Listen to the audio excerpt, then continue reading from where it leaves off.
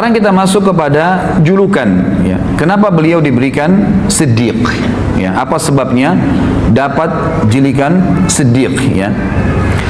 Di sini khilaf diantara ahli sejarah tentang masalah julukan Siddiqnya. Tapi umumnya ya dikatakan bahwasanya Siddiq ini disebabkan karena beberapa kejadian bersama Nabi SAW.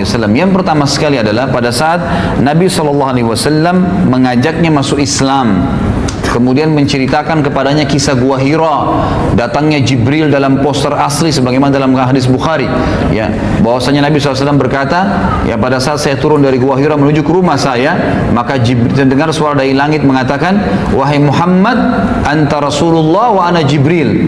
Lalu Nabi SAW katakan, saya angkatkan kepala saya ke langit, di sana saya lihat badan Jibril memenuhi langit, ke timur, ke barat, ke utara, ke selatan, dan Jibril memiliki 600 ekor sayap, gitu kan? Yang kalau satu sayapnya dikebaskan bumi ini maka akan hancur bumi ini. Tapi pada saat itu Nabi SAW menyampaikan kepada Khadijah, Khadijah percaya. Maka orang yang pertama masuk Islam wanita adalah Khadijah. Lalu orang kedua yang diceritakan adalah Abu Bakar. Dan Abu Bakar pada saat itu begitu Nabi SAW selesai mengucapkan, langsung dia bilang, apa tuntunanmu hai Muhammad? Asyhadu an la ilaha illallah wa asyhadu anna Muhammadar Rasulullah. Langsung syahadat pada saat itu. Tidak ada keraguan sedikit pun. Langsung. Bayangkan ya, orang menceritakan tentang malaikat yang pada saat itu tidak ada sama sekali. Sekarang saja dengan teknologi canggih, orang kalau bukan dengan iman tidak percaya, apalagi zaman itu. Tapi di sini Abu Bakar tidak ragu sedikit pun. Dan ini adalah bukti yang sangat nyata, ya, kata para ulama tentang wajarnya beliau mendapatkan julukan Siddiq. Karena Siddiq itu artinya adalah mempercayai informasi yang datang dari Allah dan Rasulnya, dan yang kedua mengamalkannya. Kita mulai misalnya dari poin pertama. Jadi ada dua bukti nyata Siddiq itu harus ada pada diri seseorang, mempercayai semua apa yang disampaikan oleh Allah dan Rasulnya, sebagaimana sabda Nabi SAW di dalam hadis yang sahih, ma da'autu ahadan ilal islami illa kanat indahu kabwah wa nazar wa taraddad illa ma kana min Abi Bakr bin Abi Kuhafa ma aqamah hina zakartuhu lahu wa ma taraddada fi. Tidak ada seorang pun yang aku tawarkan Islam kecuali kadang-kadang masih ada pertanyaannya, kadang-kadang masih ada pertimbangannya, kadang-kadang masih ragu, kecuali Abu Bakar. Ya di sini pertanyaan juga wajar. Khadijah waktu diceritain tentang Gua Hira masih bertanya, gitu kan? Yang lain masih bertanya. Ada orang masih mempertimbangkan, besoknya baru datang syahadat, lusanya baru datang syahadat, gitu kan? Atau orang yang menolak, ragu, kecuali Abu Bakar bin Abi Kuhafa. Maka dia tidak menunggu sedetik pun, sesaat pun. Pada saat aku tawarkan Islam dan aku tentang Gua Hira, dia langsung mengikuti dan mengimaninya. Ini berarti ciri siddiq yang pertama. Artinya kalau antum mau jadi orang siddiq, harus antum yakin Allah dan Rasulnya ada dan benar, serta itu jadikan patokan hidup. Yang kedua, ya kata para ulama, patokan utama orang menjadi siddiq yang Abu Bakar tunjukkan adalah tadbiq al-haq wa nashrihi. Kalau tadi yang pertama adalah sidqu Allah wa Rasuluh. Jadi mempraktikkan kebenaran yang telah Allah dan Rasulnya sampaikan dan menyebarkannya. Buktinya Abu Bakar radhiyallahu anhu pada saat beliau pertama masuk Islam, baru syahadat nih. Dengarin cerita dari Nabi SAW. Baru kalau kita sekarang mungkin ikut pengajian lah. Apa yang beliau lakukan? Pulang ke rumahnya duduk-duduk nunggu berita. Dari Nabi SAW belum pulang ke rumahnya langsung nyebarin Islam. Kayak antum dari pengajian langsung ketemu teman, telepon, tadi saya dari pengajian, tadi dibahas masalah ini, tadi ada hadis ini, diceritain. Habis telepon teman yang satu, telepon lagi teman yang satu, mungkin 10-20 teman diteleponin sama dia, diceritain. Pernah gak antum berpikir begitu dari pengajian? Gitu kan? Kadang-kadang akhirnya ngomongnya yang lain, tidak disebarkan. Maka Abu Bakar apa? Setelah syahadat dengan Nabi SAW, detik itu juga langsung menebarkan Islam. Dan ikhwas sekalian, dari 10 orang yang dijamin masuk surga, 6 orang, berarti 7 dengan Abu Bakar ya. Jadi cuma 3 orang yang bukan, 6 orang masuk Islam di tangannya Abu Bakar. Jadi masuk surga nih, gitu kan? Tangan masuk di tangannya beliau. Yang pertama adalah Uthman bin Affan. Nanti pada saat kita bahas Uthman bin Affan, berapa banyak pahalanya Uthman bin Affan ini, luar biasa. Nanti fadilahnya kita akan sebutkan. Dan masuk Islam di tangan Abu Bakar, berarti semua perbuatan Uthman diambil pahalanya oleh Abu Bakar. Kemudian Abdurrahman bin Auf, Siapa yang tidak kenal kisahnya luar biasa. Nanti akan kita bahas juga kisahnya. Luar biasa perannya dalam Islam. Dan ini orang-orang yang terpercaya sampai ditunjuk oleh Nabi SAW. Abu Bakar di surga, Umar di surga, Uthman di surga, Abdurrahman ibn Auf di surga. Ditunjuk gitu kan, karena perilakunya. Kemudian Talha bin Ubaidillah juga termasuk yang masuk surga.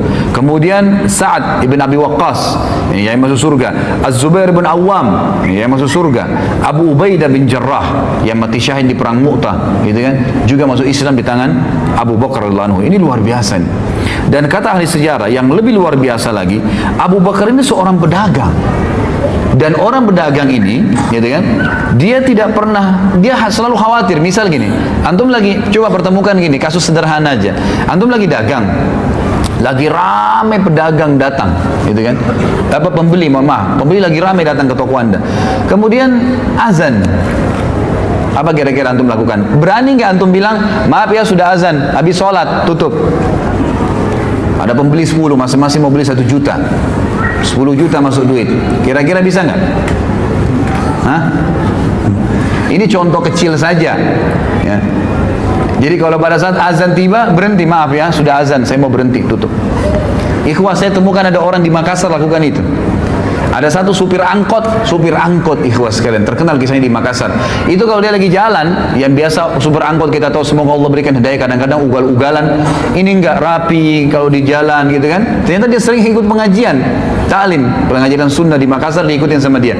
Maka pada saat dia nak jalan nih, azan duhur nih, dia bilang, maaf Bapak Ibu sekalian, azan, saya mau sholat di masjid, yang mau ikut sholat silakan, yang tidak mau nggak usah bayar, silakan cari mobil lain, parkir. Yang ikut sholat, dia dapat pahala orang yang sholat. Ada yang turun, mungkin ada yang ngoceh segala, dibiarin sama dia. Pokoknya sholat. Subhanallah, keluar dari masjid, penuh lagi mobilnya. Ini orang yang sidq. Benar, Allah dulu, yang lainnya urusan ke belakang, gak ada masalah. Seperti itu contohnya ya. Abu Bakar ini seorang pedagang ikhwah sekalian. Dan pada saat dia syahadat, artinya dia mengkufuri semua Tuhannya orang-orang Mekah yang pada saat itu disembah. Dan konsumen dia terbesar adalah orang-orang Mekah. Dia tidak pernah takut kehilangan konsumennya, gitu kan. Tetap dia buktikan dan dia iklankan kalau dia sudah syahadat. Kemudian juga Abu Bakar tidak pernah ragu dalam hal-hal menginfakkan hartanya di jalan Allah Subhanahu wa taala. Tidak pernah ragu sedikit pun. Dan nanti akan kita berikan banyak contoh-contoh di antara membebaskan budak-budak. Abu Bakar juga nanti akan punya berhubungan dengan masalah Isra Mi'raj. Abu Bakar juga punya ya dipukuli orang-orang Quraisy dan banyak sekali yang berhubungan dengan masalah halal yang kita jelaskan nanti. Umar radhiyallahu anhu mendapatkan julukan Faruq dari Nabi kita Muhammad SAW, langsung dari Nabi. Itu semua karena prinsip dasarnya Umar radhiyallahu anhu.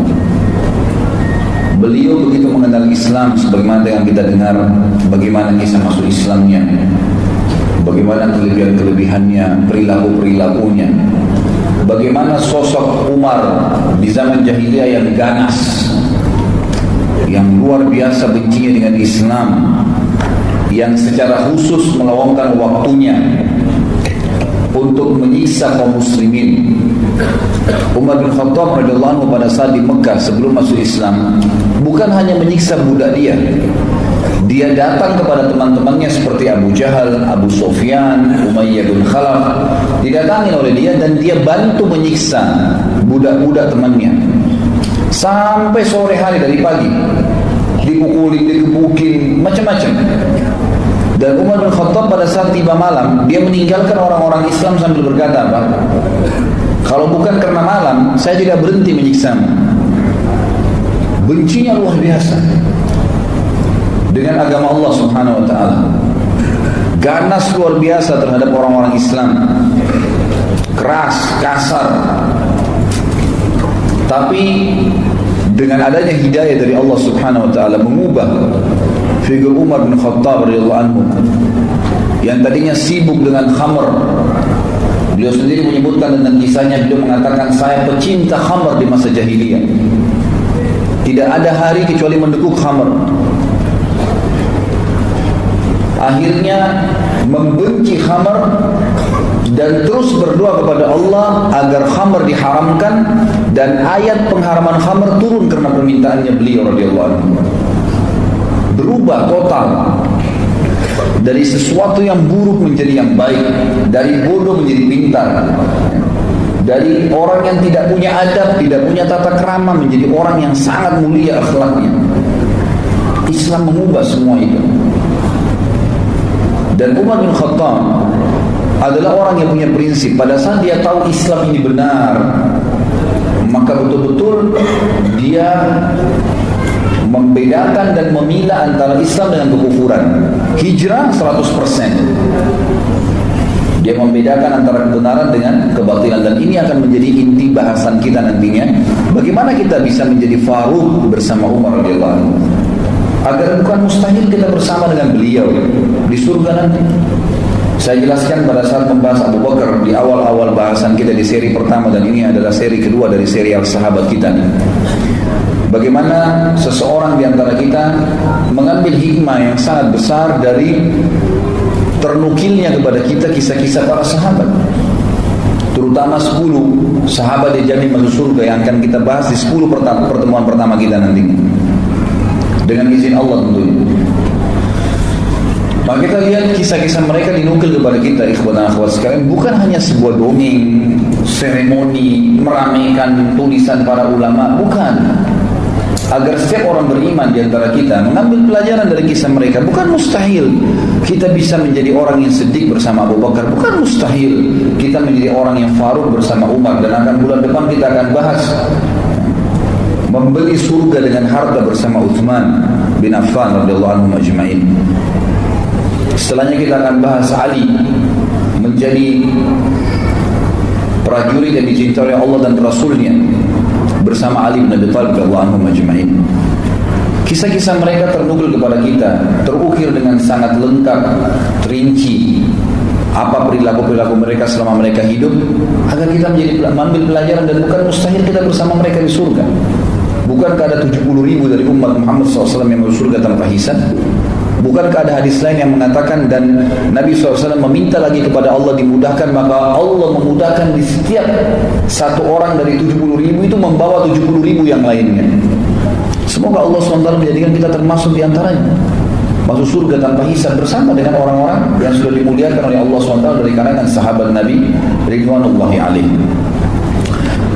Umar bin Khattab ini punya banyak sekali fadilah, tetapi yang dititik beratkan adalah bagaimana Umar bin Khattab ini bisa ditakuti, disegani oleh musuh-musuh Allah, sampai pada tingkat syaitan pun takut dengan Umar. Padahal Umar gak melihat syaitan itu. Kira-kira apa kata kuncinya? Di pembukaan ini saya akan sebutkan, dan penulis buku menyebutkan tentang masalah itu. Beliau mengatakan, ini adalah Al-Faruq. Menyebut namanya menghiasi majlis pertemuan setiap orang yang beriman. Padanya terbaca kebenaran ungkapan. Semua orang yang membahas Umar dan menyimpulkan, ternyata sampai dia sukses sebagaimana kita pelajari nanti, dari anak atau dari seorang anak muda yang pemabuk, yang jahat, yang ganas sama orang Islam atau orang mukmin di Mekah, menjadi seorang yang beriman, yang sangat baik, sebagaimana kita lihat nanti, yang sangat luar biasa perjuangannya membela agama Allah, dan sangat tegas dengan orang-orang kafir, sampai menjadi raja kaum muslimin dan meninggal mati syahid di Madinah. Ternyata kata kuncinya, kata beliau adalah, barang siapa yang takut kepada Allah, niscaya Allah akan membuat segala sesuatu takut padanya. Jadi rahasianya Umar bin Khattab ditakuti. Nanti kita lihat sama musuh-musuhnya dari kalangan manusia dan jin pun. Jin kalau melihat Umar bin Khattab, nanti kita jelaskan hadisnya, lewat di sebuah lembah, Umar gak lihat, dia sengaja cari lembah lain karena takut dengan Umar radhiyallahu anhu. Kata kuncinya karena Umar bin Khattab sangat takut dengan Allah Subhanahu wa taala. Disebutkan cirinya adalah beliau kalau mendengar atau membaca Al-Quran, terlintas ayat tentang azab, maka beliau pingsan. Setiap kali dengar ayat pasti pingsan. Bahkan pernah sekali beliau baca Quran itu pingsan, dan sadar beberapa saat kemudian dan merasa sakit tubuhnya karena takutnya dengan ayat tersebut selama sebulan. Dan para sahabat mengunjunginya karena dianggap sakitnya tadi. Tidak pernah kena apa-apa, tidak ada penyakit khusus, tapi karena takut pada saat membaca tentang ayat azabnya Allah Subhanahu wa taala. Di kedua bawah matanya, kelopak matanya ada garis berwarna hitam. Dan ini tidak mudah. Kulit seseorang itu bisa bergaris warna hitam dan seperti ada lubang mengalirnya tempat air. Ini karena banyaknya Umar bin Khattab menangis kepada Allah Subhanahu wa taala setelah masuk Islam.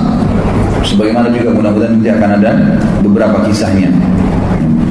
Dialah laki-laki yang terang-terangan tentang Islamnya pada saat orang menyembunyikan Islam itu sendiri. Dia yang sengaja mengorbit Islamnya. Nanti juga akan kita lihat kisahnya.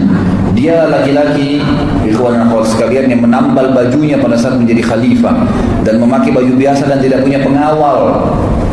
Tidak pernah takut kecuali kepada Allah Subhanahu wa taala.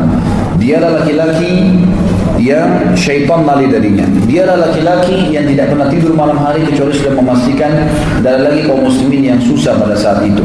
Dialah laki-laki yang merupakan mujahid terbesar, ya, yang dicatat dalam sejarah. Karena di zaman Umar bin Khattab disepakati oleh para sejarawan muslim adalah masa ekspansi Islam terbesar. Runtuhnya ya, kerajaan Persia secara keseluruhan, Rusia, Afghanistan, Iran, Irak, semua wilayah Persia dulu itu runtuh di zaman Umar radhiyallahu anhu. Begitu pula wilayah, sebagian besar wilayah Romawi, negeri Syam, ya, kemudian Mesir, wilayah Afrika takluk ya dari dua sisi, timur dan baratnya dunia ini takluk di zaman Umar bin Khattab dan masuk Islam pada saat itu. Berapa banyak pahala yang beliau panen radhiyallahu anhu, dan nanti akan kita jelaskan masalah itu. Dialah dikatakan orang yang tidak mau makan sampai kelaparan pada saat masyarakatnya ditimpa paceklik, dikenal dengan Amr Ramadan. Nanti akan kita jelaskan juga masalah itu. Dialah orang yang selalu mengucapkan kebenaran walaupun pahit dan tidak pernah takut kecuali kepada Allah Subhanahu wa taala. Kata penulis, dialah Faruq umat ini yang telah mengguncangkan singgasana orang-orang zalim, meruntuhkan benteng-benteng raja-raja Kisra dan Kaisar Romawi. Orang-orang sombong lagi congkak tunduk kepada ya, keadilannya. Bendera kezaliman tertunduk di depan panji keadilannya. Dialah orang yang sangat zuhud, seorang ulama, ahli ibadah, pencemburu terhadap orang-orang yang melanggar hukum Allah, dan juga orang yang sangat takut kepada Allah Subhanahu wa taala. Orang yang punya tekad yang baja, pembunuh fitnah-fitnah, dan juga orang yang paling gencar menghidupkan sunnah Nabi sallallahu alaihi wasallam. Beliau bernama Uthman bin Affan bin Abil As bin Umayyah bin Abdus Syams. Uthman bin Affan bin Abil As bin Umayyah bin Abdus Syam bin Abdul Manaf. Jadi beliau bertemu dengan Nabi SAW di Abdul Manafnya, ya, di kakek Nabi SAW, bin Abdul Manaf bin Qusay bin Kilab bin Murrah, dan seterusnya nasabnya sama dengan Nabi SAW. Beliau memiliki kunyah, julukan yang biasa dipanggil, dan ini sunnah ya. Kalau seseorang memiliki anak laki-laki, maka dia memberikan namanya atau julukannya bernama Abu Fulan. Kebetulan anak pertama bernama Amr, maka dikatakan Abu Amr. Dan beliau juga memiliki julukan yang lain adalah Dzun Nurain. Dan dinukil dalam banyak riwayat yang sahih bahwasanya sebab diberikan nama Dzun Nurain ini karena beliau menikah dengan dua anak Nabi SAW. Yang pertama Ruqayyah. Dan Ruqayyah ini perlu teman-teman tahu adalah seorang anak Nabi SAW yang dulunya menikah dengan sepupunya sendiri, namanya Utbah bin Abi Lahab. Tahu Abi Lahab kan tentunya, Abu Lahab ya. Abu Lahab itu paman kandung Nabi SAW dan punya anak laki-laki namanya Utbah bin Abi Lahab. Anak ini tadinya baik gitu ya. Dan akhirnya Nabi SAW waktu belum diutus menjadi Nabi menikahkan Ruqayyah dengan Utbah bin Abi Lahab ini. Tapi dengan berjalannya waktu gitu kan, Nabi SAW berbaisan dengan pamannya sendiri, maka terjadilah pemahaman-pemahaman seringkali terjadi dalam rumah tangga. Kadang-kadang kita lihat kalau tidak beriman kepada Allah Subhanahu wa taala, maka umumnya baisan sama besan ini ya saling pemahamannya keliru, salah faham. Abu Lahab ini sering merasa tetap posisinya sebagai paman, walaupun Nabi SAW sudah menjadi besannya. Nabi SAW sudah dewasa dan punya anak pada saat itu. Dia selalu merasa ingin lebih dari Nabi SAW. Itulah Abu Lahab. Maka pada saat Nabi SAW diutus menjadi Nabi, secara otomatis Abu Lahab pun harus tunduk dengan pendapat Nabi SAW. Ini yang membuat Abu Lahab tidak mau beriman. Dan akhirnya dia pun menyuruh anaknya Utbah untuk menceraikan Ruqayyah, gitu kan? Menceraikan Ruqayyah. Sebelumnya memang Utsman bin Affan dalam beberapa asar disebutkan sempat tertarik dengan Ruqayyah ini, karena memang Utsman bin Affan ini teman-teman sekalian memiliki kelebihan fisik yang luar biasa. Beliau memang terkenal jarbu, sama dengan Nabi SAW, tidak terlalu tinggi, tidak terlalu pendek, artinya memang sedang tingginya. Wajahnya sangat tampan, hidungnya mancung, giginya rapi, kekar tubuhnya, berjenggot lebat, kulitnya sawo matang, dan memiliki lengan betis yang besar, ya, dan rambut beliau lebat serta jenggot yang lebat dimiliki oleh radhiyallahu anhu. Jadi beliau memang memiliki tubuh yang sangat kekar. Dan Ali radhiyallahu anhu sempat ditanya pada saat itu, dikatakan bagaimana atau beritahukan kepada kami tentang Utsman bin Affan. Dia berkata, dialah seorang laki-laki yang dipanggil di kalangan malaikat dengan gelar Dzun Nurain atau pemilik dua cahaya, karena menikahi Ruqayyah. Dan setelah perang Badr terjadi tahun 2 Hijriah, Ruqayyah meninggal dunia, lalu Nabi SAW menikahkan dia dengan Ummu Kalthum radhiyallahu anhum ajma'in. Abdullah bin Mas'ud berkata, 3 orang dari Quraisy yang sangat terkenal di masa jahiliyah dan setelah Islam dengan ketampanan dan kemuliaan akhlaknya, itu adalah Abu Bakar, Utsman bin Affan, dan Abdullah ibn Rawaha radhiyallahu anhum ajma'in. Ada beberapa gelar yang disebutkan oleh Nabi SAW kepada Ali radhiyallahu anhu, ya. Ali radhiyallahu anhu mendapat gelar yang disebutkan oleh Nabi SAW. Yang pertama adalah gelar syahid, artinya dia akan mati syahid. Disebutkan di dalam sebuah riwayat, dan riwayat ini diriwayatkan oleh Imam Muslim nomor 2417 dan Imam Tirmidzi 3696. Waktu Nabi SAW berada di bukit, ya, yang ada gua Hiranya, gunung, maksudnya Gunung Nur, ya, Jabal Nur biasa orang bilang. Pada saat itu Nabi SAW pernah berjalan ke sana, kemudian bersama Abu Bakar, Umar, Uthman, Ali, Talha, dan Zubair di fase Mekah. Tiba-tiba ada sebuah batu goncang. Tiba-tiba ada sebuah batu di dekat mereka, besar goncang. Maka kata Nabi SAW sambil menunjuk batu itu, ihda fama alaika illa nabiyyun aw siddiqun aw syahid. Tenanglah, karena di atas gunung ini, di dekatmu hai batu, tidak ada yang lain kecuali seorang nabi, seorang siddiq Abu Bakar, dan yang lainnya orang-orang yang akan mati syahid. Di sini maksudnya adalah Umar, Uthman, Ali, Talha, Zubair, dan subhanallah 5-5-nya mati syahid, sebagaimana sabda Nabi SAW. Jadi ini julukan atau gerakan gelar pertama yang Nabi SAW sampaikan, berita gembira kepada Ali semasa dia masih kecil di Mekah, ya, karena memang Ali beda jauh umurnya dengan Abu Bakar, dengan Umar, gitu kan. Dia masih anak-anak sekali. Nabi SAW dengan Abu Bakar sama Umar bedanya cuma 2 tahun, 3 tahun, gitu kan. Tapi kalau Ali beda jauh sekali. Ya, Nabi SAW diutus menjadi Nabi, sementara Ali itu masih kecil sekali. Kemudian juga Nabi SAW telah memberikan gelar atau, ya, gelar sebenarnya di sini disebutkan gelar, ya, gelar kealiman. Dia akan menjadi seorang alimnya kaum muslimin. Sebagaimana sabda beliau disebutkan oleh Imam Ahmad di jilid 1 nomor 88 hadisnya, dan Imam Nasai juga menyebutkan dalam Khasais.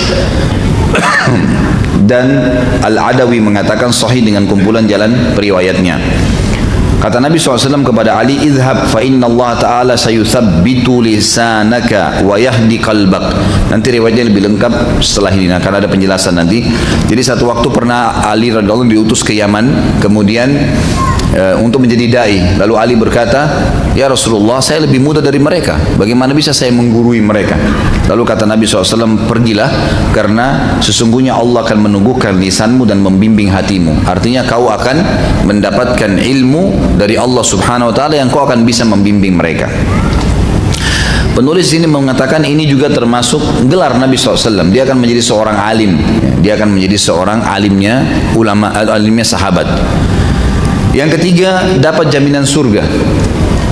Sebagaimana sabda Nabi SAW disebutkan oleh Imam Ahmad dan disahihkan oleh Syekh Albani di silsilah hadis sahih atau sahihul jami' nomor 50. Yang kata Nabi SAW, Abu Bakar fil jannah, wa Umar fil jannah, wa Uthman fil jannah, wa Ali fil jannah, wa Talha fil jannah, wa Zubair fil jannah, wa Abdurrahman bin Auf fil jannah, wa Sa'd bin Abi Waqqas fil jannah, wa Sa'id bin Zaid fil jannah, wa Abu Ubaidah bin Jarrah fil jannah.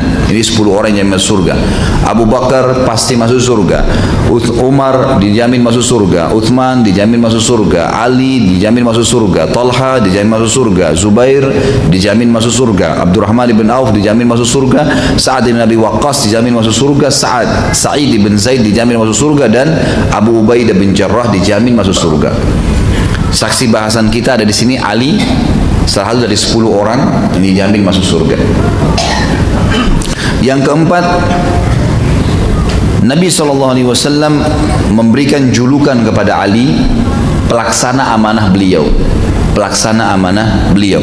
Jadi Nabi SAW kalau ingin sesuatu apapun, selalu Ali yang didahulukan. Selalu Ali yang didahulukan. Artinya Ali didahulukan sini untuk mengerjakan apa yang merupakan tugas beliau Sallallahu Alaihi Wasallam. Dikatakan atau disebutkan dalam riwayat yang sahih, riwayat Imam Ahmad dan Imam Tirmidzi. Kalau Imam Ahmad di jilid 4 nomor hadisnya 165, kemudian Imam Tirmidzi di nomor hadis 3719, dan ini dihasankan oleh Syekh Albani dalam Sahih Jami' nomor 4091, di mana Nabi SAW mengatakan, Aliyun minni wa ana min Ali wa la yuaddi anni illa ana aw Ali.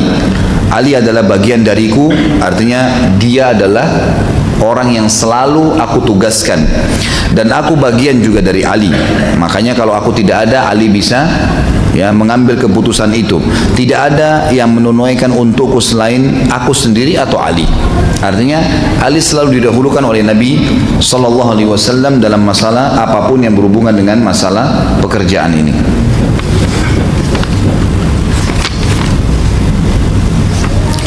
Selanjutnya adalah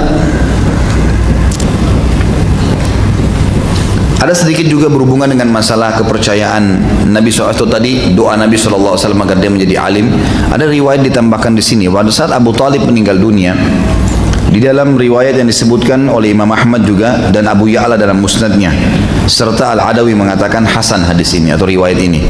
Waktu Abu Talib meninggal, maka Ali pun menghadap kepada Nabi SAW lalu berkata, pamanmu yang sepuh sudah meninggal.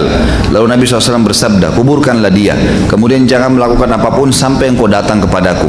Kuburkan saja, selesai, jangan mengucapkan apapun, datang kepadaku. Ali berkata, maka aku pun menguburkan dan aku datangi Nabi SAW. Lalu beliau bersabda, mandilah dan jangan engkau melakukan apapun sebelum engkau datang kepadaku setelah mandi.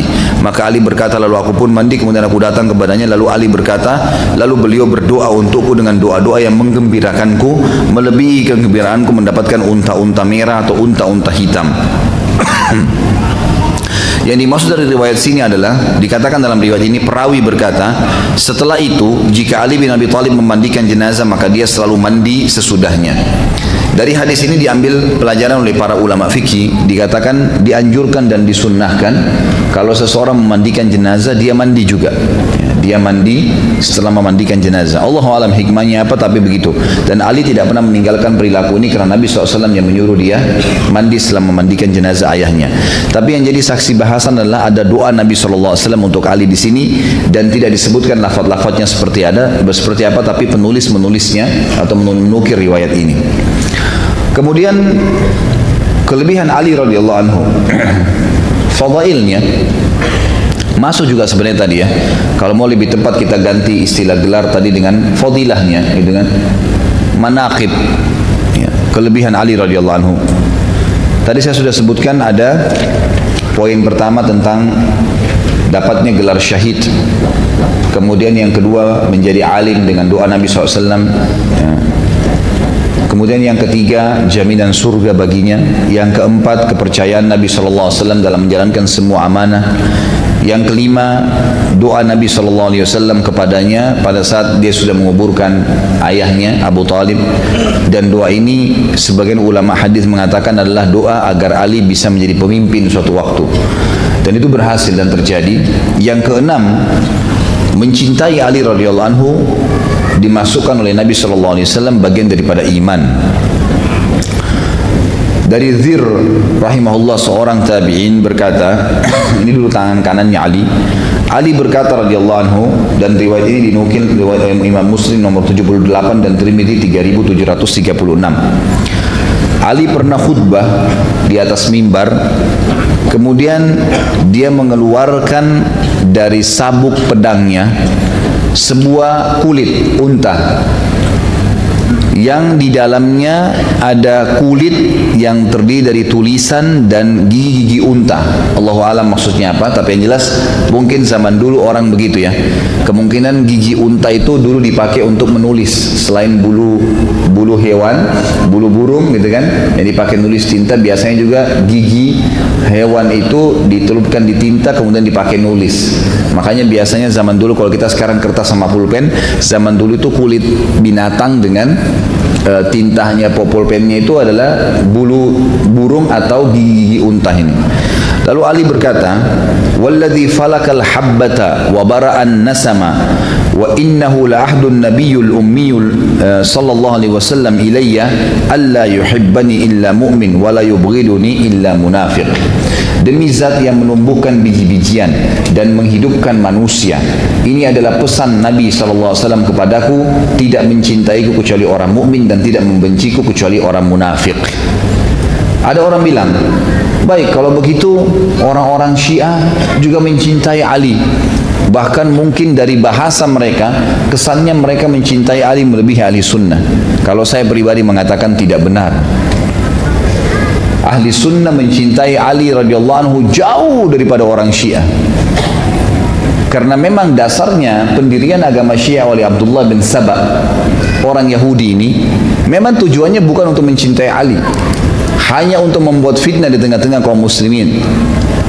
Makanya ada nanti kasus Karbala, terbunuhnya Husain, di mana ahli sunnah mengatakan Husain radhiyallahu anhu mati syahid dan yang membunuhnya zalim. Termasuk ada seorang yang bernama Ubaidillah, waktu itu adalah gubernur yang ada di Irak, di wilayah Kufah, yang dia dulu termasuk dalam kelompok Syiatu Ali, yang diberikan julukan Syiatu Ali, gitu kan? Artinya pendukungnya Ali, yang aslinya diambil istilah Syiah di situ. Dialah yang mengeluarkan keputusan agar Husain ditawan, dan akhirnya karena Husain tidak mau ditawan, maka mereka paksa untuk membunuhnya. Kalau betul-betul orang Syiah mencintai Ali radhiyallahu anhu, maka pasti mereka akan memposisikan Ali sebagaimana Nabi SAW memposisikannya. Ini enggak. Kalau antum belum tahu ya, ini pengakuan sebagian orang Syiah. Mereka tahu, dan ini dalam buku-buku mereka ada, buku-buku induknya ada. Mereka menganggap guntur itu adalah suara Ari yang sedang mengamuk. Halilintar, petir itu cambukannya Ali. Dan beragam macam hal. Ini bukan mencintai namanya, mengarang-arang sebuah cerita yang tidak ada, gitu kan? Tidak ada. Dengarkan nanti bagaimana cara ahli sunnah mencintai Ali. Seperti yang kita lakukan ini, menukil apa yang benar tentang beliau, lalu dijadikan sebagai pedoman hidup.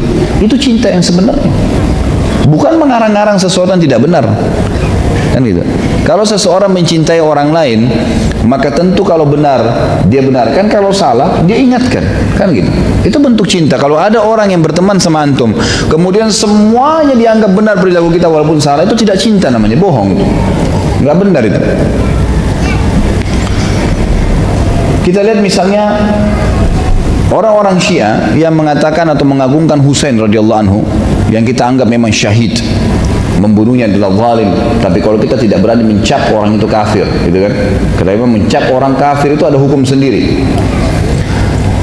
Mereka tidak mengagungkan tidak mengagungkan Ali lebih daripada Husain, Husain lebih daripada Ali. Kalau mereka memang mencintai Nabi SAW, yang mengatakan yang mencintai Ali adalah bagian daripada iman Nabi SAW, artinya Nabi harus lebih dicintai. Posisinya sekarang tidak seperti itu. Bahkan lahir di kelompok Syiah namanya Syiah Gulat. Cirinya kalau mereka mau salam, mereka tepuk paha mereka sambil mengatakan Khanal Amin, Khanal Amin, telah berkhianat Jibril. Mestinya wahyu turun kepada Ali bukan kepada Muhammad sallallahu alaihi wasallam. Ini ngawurin. Ini sudah di mana pemahamannya gitu? Jauh sekali.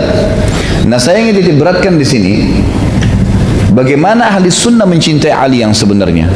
Kita lihat sekarang poin demi poin kita akan jelaskan bagaimana ahli sunnah menukil dengan fair, dengan apa adanya riwayat kebaikan-kebaikan Ali radhiyallahu anhu, dan kita selalu bertaraddi mengatakan radhiyallahu anhu dan juga kepada seluruh sahabat tidak terkecuali, dan kita mengambil hal-hal yang sangat positif dari mereka untuk kita jadikan sebagai suri tauladan. Nabi SAW ini juga masuk dalam kelebihan yang ketujuh ya. Tadi mencintai Ali itu adalah bagian daripada iman. Kelebihan yang ketujuh ditungkil oleh penulis di sini adalah bagaimana Nabi SAW mendidik Ali secara langsung, dan ini sering kali terjadi hampir di setiap lini kehidupan Ali radhiyallahu anhu, dan semua sahabat tidak seperti ini. Sahabat kadang-kadang momen-momen tertentu. Karena Ali tinggal di rumah Nabi SAW sebelum menikah, dan setelah menikah pun menikahnya dengan Fatimah, anak Nabi SAW, maka otomatis interaksinya akan sering. Dinukil oleh penulis riwayat Bukhari nomor 3705 dan Imam Muslim 2727 dan Imam Ahmad di nomor 136. Pernah Fatimah datang kepada Nabi SAW pada saat ada beberapa budak harta rampasan perang, lalu berkata, ya Rasulullah, lihatlah tanganku sampai sakit seperti ini, kemudian karena aku mencuci pakaian Ali dan Hasan Husain serta mengurus rumah, Ali pun sibuk punya kegiatan-kegiatan. Bolehkah anda menghadiahkan kepada saya satu orang budak saja yang membantu saya di rumah? Nabi SAW waktu itu mendiamkan, dan Aisyah pun dan Fatimah pun pulang ke rumahnya. Kata Ali, pada saat kami akan tidur berbaring dia dengan Fatimah, tiba-tiba Nabi SAW mengetuk pintu rumah kami, kemudian duduk di antara kami, duduk di antara Ali dengan Fatimah, dan kami masih bisa merasakan dingin telapak kaki beliau karena waktu itu musim dingin dan malam hari Nabi SAW datang. Kemudian berkata ya, pada saat itu, ala uallimukuma khairan mimma sa'altumani idza akhadtuma madaji'ahuma tukabbirani arba'an wa thalathin wa tusabbihani thalathan wa thalathin wa tahmadani thalathan wa thalathin fa huwa khairun lakuma min khadim. Maukah kalian berdua aku ajarkan sesuatu yang lebih baik daripada apa yang kalian minta? Kalian berdua minta pembantu tadi, ada yang lebih baik daripada pembantu. Nabi SAW didik mereka secara langsung, gitu kan? Jika kalian berdua hendak tidur, maka bertasbihlah, bacalah ya Allahu Akbar sebanyak 34 kali, bertakbirlah 34 kali, kemudian bertasbihlah subhanallah 33 kali, kemudian bertahmidlah alhamdulillah 33 kali. Itu lebih baik daripada kalian mendapatkan seorang pembantu. Kata ulama hadis di sini ada banyak hal yang diambil pelajaran. Yang pertama adalah Nabi SAW memang menyampaikan wahyu ini, wahyu Allah Subhanahu Wa Taala tentang mestinya seorang Muslim pada saat mau tidur baca zikir tadi, dan pada saat capek bekerja juga dia hibur dirinya dengan membaca Allah Akbar 34 kali, Subhanallah 33, Alhamdulillah 33. Dan yang paling pertama disampaikan kepada Ali dan Fatimah radhiyallahu anhuma. Ya. Kemudian juga yang lain adalah bagaimana Nabi SAW peduli dalam pendidikan anaknya, anak mantunya, sampai didatangin sendiri, gitu kan, didatangin sendiri. Dan ini penulis buku mengkhususkan mengatakan sebenarnya ini didikan Nabi SAW termasuk kepada Ali radhiyallahu anhu. Selanjutnya yang kedelapan adalah gelar Nabi SAW kepadanya dengan Abu Turab. Abu Turab, ya, Turab ini sebenarnya tanah ya. Ini dinukil riwayatnya oleh Imam Bukhari nomor 3703. Dari Ibnu Abi Hazm bahwa seorang laki-laki datang kepada Sahal bin Sa'ad, maka dia berkata, ini adalah fulan, gubernur Madinah maksudnya. Dia berdoa untuk Ali bin Abi Thalib di atas mimbar. Sahal berkata, dia berkata apa? Dia menjawab, orang itu, Abu Turab. Maksudnya ada satu khatib naik di atas mimbar lalu berkata, semoga Allah meridhahi Abu Turab, menyebutkan dengan istilah begitu. Maka Sahal tertawa. Sahal ini seorang sahabat ya. Dia berkata kepada orang yang bawa berita itu, nama itu dari Nabi SAW. Dia tidak mempunyai sebuah panggilan yang paling dia sukai, si Ali, melainkan panggilan tersebut. Lalu diceritakanlah sebabnya. Satu hari pernah terjadi masalah antara Fatimah dengan Ali. Rumah tangga, ada cekcok. Kemudian Ali ini punya ciri khas, dia tidak pernah mau memarahi istrinya. Dia luruskan, dia nasihatin, tapi kalau dia jengkel sekali dia menghindar supaya dia tidak main tangan, dia tidak pukul, maka dia meninggalkan rumah. Satu hari terjadi hal yang sangat menyakitkan bagi Ali, tapi tidak disebutkan apa kira-kira penyebabnya. Lalu kemudian Ali pun menuju ke masjid. Lalu kemudian Ali tidur di tanah, lantai masjid kan dari tanah. Kemudian dia menggosok-gosokkan badannya di tanah itu, melampiaskan marahnya ke tanah itu. Gitu kan. Maka datanglah Nabi SAW ke rumah Fatimah dan Ali, lalu tanya, di mana Ali? Kata Fatimah, di masjid. Dan Nabi SAW sudah mengetahui sedang terjadi sesuatu. Maka Nabi SAW pun datang ke masjid lalu mendapatkan Ali sambil berkata, Ijlis ya Aba Turab, duduklah wahai Abu Turab. Yang maksudnya Turab itu tanah, karena kamu gosok-gosok badanmu di tanah, maka dipanggil dengan Abu Turab. Ini julukan ya, ini julukan saja. Subhanallah, saya pernah dengar salah satu Allahu alam, dia seorang alim atau bukan dari orang Syiah, ada cuplikannya di YouTube. Dia bilang Ali kan punya julukan Abu Turab. Berarti ya, Abu itu kan biasa julukan Abu ini seperti apa ya?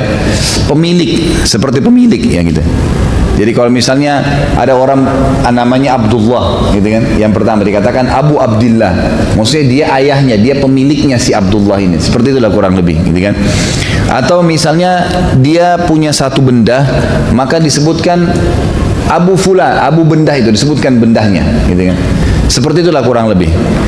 Tapi di sini pemahamannya adalah hadis yang sahih riwayat Bukhari ini menjelaskan karena ada kisahnya, sebabul urut hadis.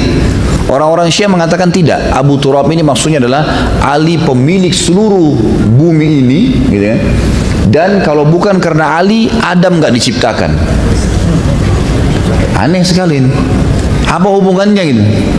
Adam punya bahasan sendiri alaihissalam, ayah kita semua, ayahnya Ali, ayahnya kita semua, ayahnya Nabi Muhammad SAW, ayah Abul Bashar, ayahnya seluruh manusia gitu kan. Tapi enggak ada hubungannya, enggak ada bahasan dan tidak ada maslahatnya. Cuma karena salah faham dengan masalah kalimat Abu Turab, gitu kan.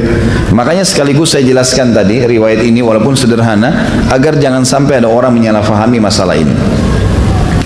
Kemudian Nabi SAW, kelebihan yang ke-9 adalah mendudukkan Ali radhiyallahu anhu di posisi yang sangat mulia. Ya. Kalau seandainya ada Nabi setelah beliau, maka pastilah Ali yang ditunjuk, gitu kan. Sebenarnya riwayat ini tidak murni hanya untuk Ali saja. Ingat waktu kita membahas Umar bin Khattab, karena Nabi SAW juga bilang, sesungguhnya di umat-umat sebelum kalian ada orang-orang yang muhaddithun, yang kalau dia ngomong disepakati oleh wahyu. Biasanya setelah nabinya meninggal mereka diangkat jadi nabi oleh Allah. Dan kalaupun itu dari umatku maka dia adalah Umar. Berarti kan ada pernyataan Nabi SAW yang hampir serupa, disebutkan kepada Ali dan Umar. Kalau Umar tadi begitu, riwayat yang saya sebutkan. Kalau Ali adalah riwayat yang dinukil oleh Imam Bukhari nomor 3316 dan Imam Muslim 2404, di mana Nabi SAW mengatakan tadi hadis yang pertama sekali di pembukaan saya sebutkan, ala tarda an takuna minni bimanzilati Haruna min Musa illa annahu laisa nabiyyun ba'di.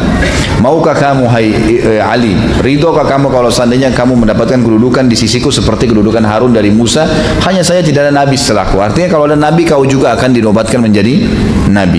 Ini juga sebuah fadilah. Jadi kalau saya berikan poin sebenarnya ke-9 ini, manaqibnya kelebihan Ali adalah kedudukannya di mata Nabi SAW.